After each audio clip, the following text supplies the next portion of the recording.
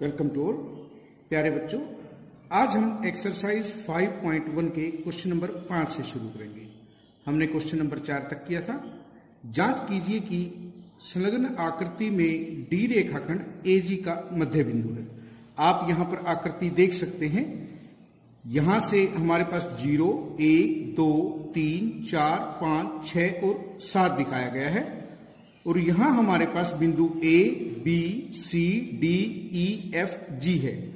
हमें ए से जी के बीच में बताना है कि डी मध्य बिंदु है। हम देख सकते हैं एजी एक रेखाखंड है जिसे हम लाइन सेगमेंट कहते हैं।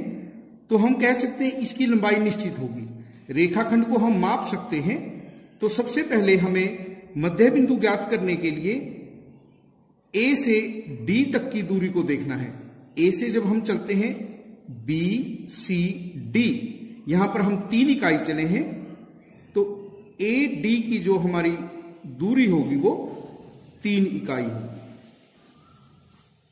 उसके बाद हम डी से जी तक की दूरी को देखेंगे। यहां से हम चले तो 1, 2, 3।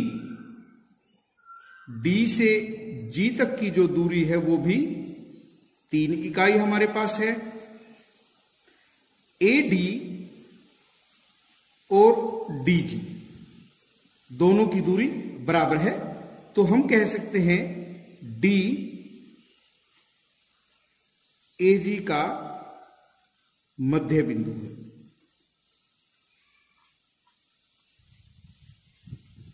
जब हमारे पास यहां से ए की तरफ और डी से जी की तरफ दूरी बराबर होगी तो डी एजी का मध्य बिंदु होगा।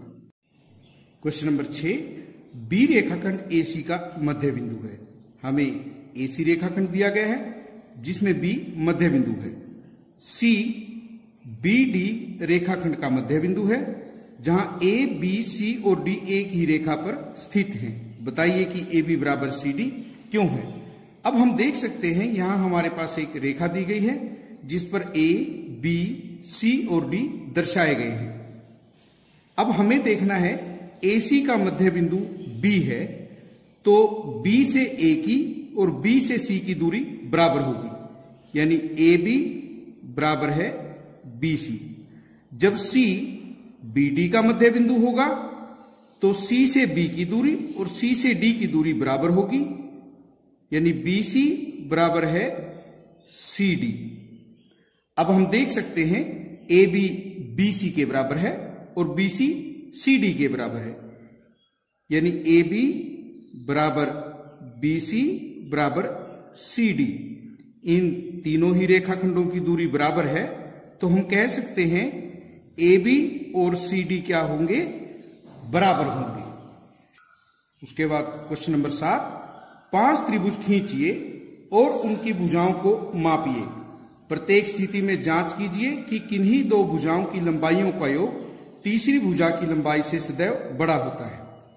यहां हमारे पास 3 त्रिभुज बनाए गए हैं, त्रिभुज ए बी सी, त्रिभुज डी ई एफ और त्रिभुज पी क्यू आर।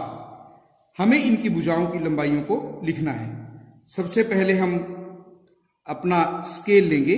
आप देख सकते हैं यहां बी सी की लंबाई जो है 5 सेंटीमीटर है। यहां हमारे पास ए बी, बी सी और ए सी रेखाखंड है। इनकी लंबाई को हम माप सकते हैं। उसके बाद जब हम ए बी को मापते हैं ये हमारे पास 4 सेंटीमीटर है। आप अपनी मर्जी से कितनी भी लंबाई के रेखाखंड ले सकते हैं। यहां हमारे पास ए सी जो है 5 सेंटीमीटर लंबाई का रेखाखंड है। उसके बाद हम ई एफ को लेंगे, यहां 5 सेंटीमीटर। जब हम डी ई को देखते हैं तो आप देखिए यहां पर हमारे पास 4 सेंटीमीटर है। उसके बाद D F 6.4 centimetre.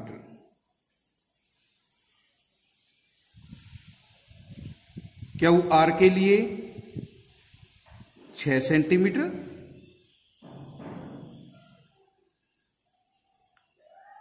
P Q हमारे पास आप देख सकते हैं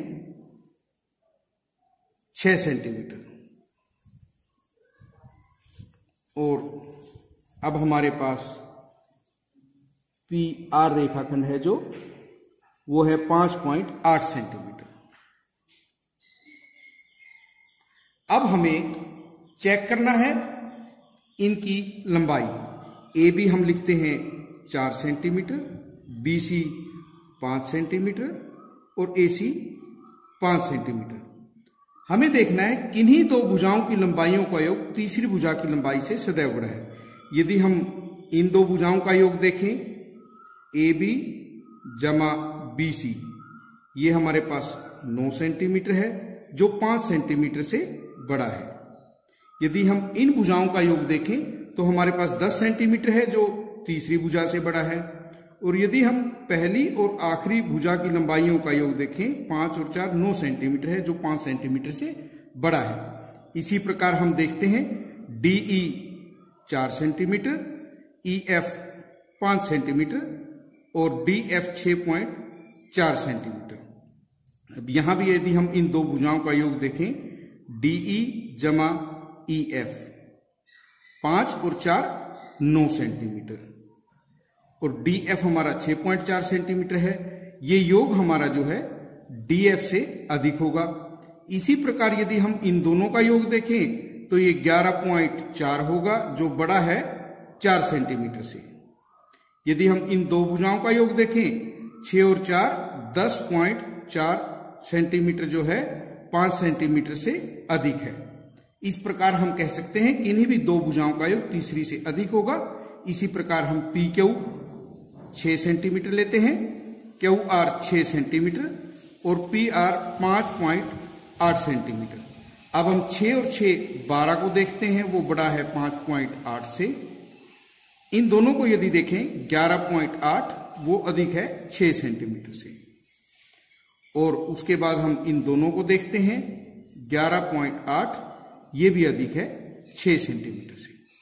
ये हमारे सेंटीमीटर थे, आप इस तरह से लिख सकते हैं। इस प्रकार हम इस निष्कर्ष पर पहुंचते हैं। आप दो और त्रिभुज कितनी भी भुजाओं की ले सकते हैं कि त्रिभुज में दो भुजाओं की लंबाइयों का योग तीसरी भुजा की लंबाई से हमेशा ही बड़ा होगा।